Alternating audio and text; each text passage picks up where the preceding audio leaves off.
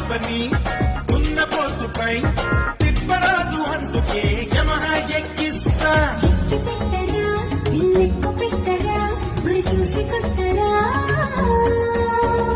శక్తి సోకుతో వైద్యురని ఒట్టుపై ఉండరాదు అందుకే యముదను పొంగిస్తా